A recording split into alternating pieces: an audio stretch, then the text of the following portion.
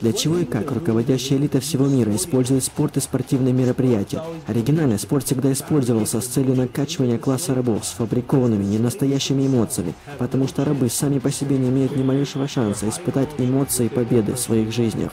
Спорт дает возможность разуму раба поверить, что он лично побеждает, потому что разум не может сказать, в чем разница между внешней победой, воодушевлением или внутренней эмоцией. К примеру, когда человек идет в кино на страшный фильм, и в фильме на экране происходит какая-то ужасная вещь, ужасная сцена, то его тело и соматическая нервная система реагируют так, как будто он участвует в этих событиях лично. Телу неизвестно то, что происходит с ним, что это нереально. Все то же самое происходит и со спортивными победами. Эмоция всегда заключается через класс рабов. Она закачивается потом в эмоциональный центр мозга, чтобы тот верил и реагировал так, будто раб на самом деле переживает настоящую победу лично. Это удовлетворяет рабов в эмоциональном плане и в конечном счете делает их готовыми к работе на заводах и правительственных позициях руководящей элиты на следующий день. В этом и есть основная цель системы подмены понятий. Раб сам по себе, ведя рабский стиль жизни, никогда бы не смог испытать такую победу в своей жизни лично. И это бы в конечном счете привело бы его к крайностям, без успокоительного эффекта, сфабрикованного голливудским производством эмоций, основанных на спорте. Так это работает, проходя через нервную систему раба. Поэтому различные спортивные лиги США постоянно повышают верхние отметки зарплаты игроков, поощряя тратить все большие суммы денег для того, чтобы увеличить действие сфабрикованных эмоций, которые являются поддельными. И цель этой кампании – это накачать поддельными, ненастоящими эмоциями класс рабов, используя нейрологическую активацию ключевых каналов удовлетворения, чтобы дать рабам ощущение, будто бы они на самом деле достигают жизненных побед. Хотя на самом деле это, конечно же, далеко не так. Спортивная повестка дня копирует всю систему развлечений, средств массовых информации, цель которых, по сути, является задержать человека на диване, который не делает ничего лишнего, как только работает и прокармливает себя, самообманывая себя в том, что они живут насыщенной жизнью путем принятия ненастоящих эмоций. Раб никак не сможет съехать с горы на лыжах быстро, но он сможет смотреть это с дивана. Так же, как он не может забить победный гол, но он может это увидеть, посмотрев это действие по телевизору. Таким образом, это воздействует на их нервную систему, будто они лично в этом участвуют. Удовлетворение в данном случае – это результат, хотя в целом этот процесс был не настоящим. Однако же потенциал того, что раб восстанет, рассеивается еще на 1 неделю. А для того, чтобы максимизировать этот эффект, поддельные эмоции должны разделяться между фанами разных команд по целой лиге.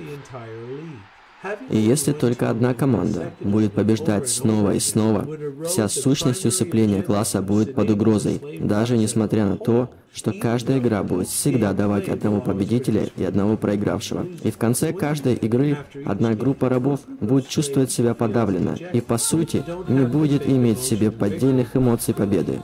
А подавленные рабы – это прекрасные рабы. При этом шанс восстания как бы возрастает.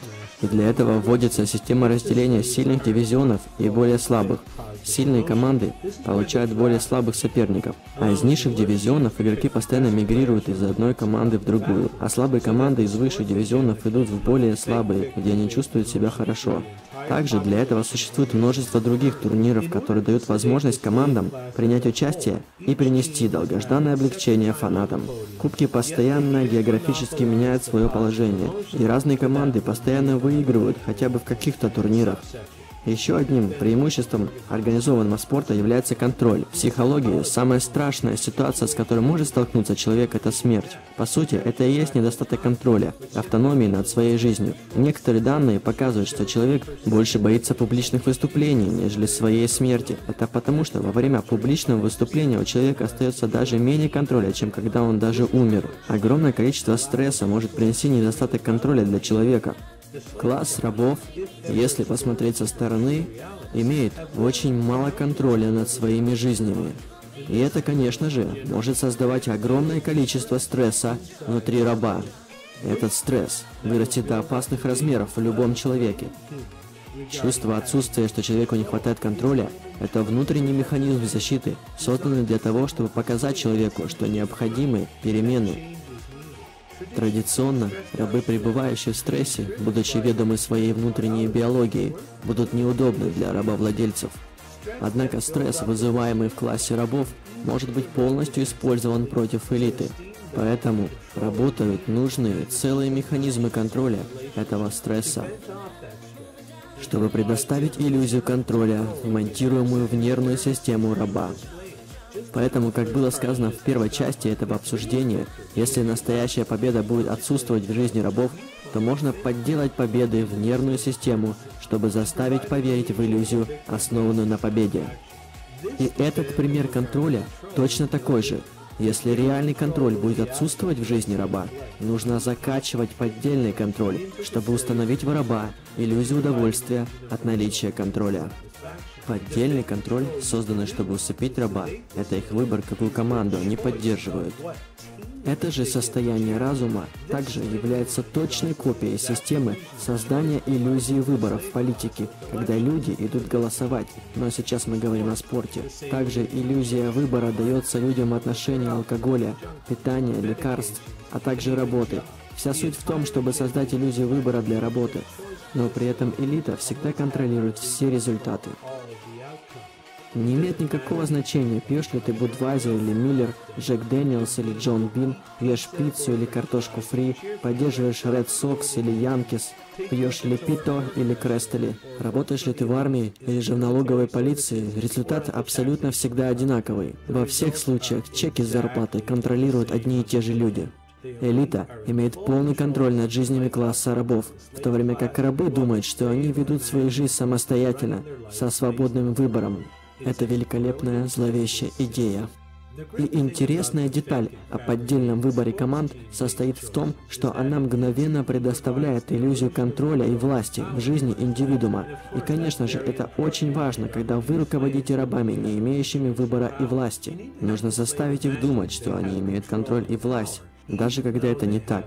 Потому что если они поймут когда-то, что у них нет власти, и биологический стресс вырастет неотвратимо, будет восстание.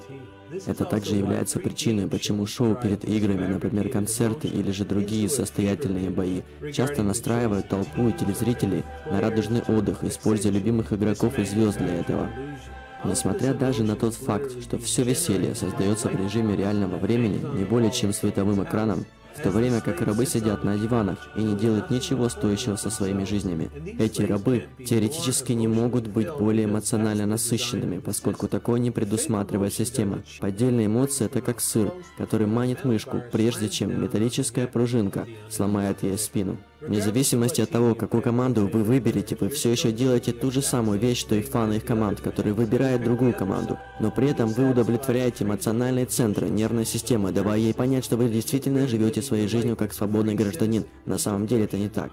И, конечно же, неважно, какую команду вы поддерживаете. Вот, например, оба фаната на одних и тех же трибунах тратят много денег, времени и сил на то, что полностью постановлено. Это постановка руководящей элиты, чтобы усыпить, отнять власть и сманипулировать класс рабов. На то, чтобы запустить поддельные эмоции в их нервные системы, дать им иллюзию, что они имеют свободу выбора, контролируют и имеют победу в своей жизни. Вот почему правительства на всех уровнях поддерживают, в том числе финансово, состязания. Поэтому все работники правительства работают на то, чтобы массы никогда не узнали, что они же, это простые люди, в прямом смысле поддерживают хорошо оплачиваемые работы и пенсии элит. Своими никчемными ужасными жизнями и ранними смертями мы поддерживаем их, работая на низкоуровневых позициях в нашем обществе, с нервной системой рабского класса рабочего. Получаем псевдоэмоции через фейк-развлечения, и это делает возвращение на бестолковую работу в понедельник намного проще. На всех уровнях для раба, на самом деле, это их подпитывает. А раба, которого усыпили от серой реальности, от его каждодневной тяжелой суеты во время их мимолетного отдыха, от корпоративной плантации, называемой работой. И количество поддельных эмоций, закачиваемых в рабочий класс, слишком большое, чтобы сосчитать. Сюда можно привлечь мужество, доминирование, превосходство, тема войны, мужчины.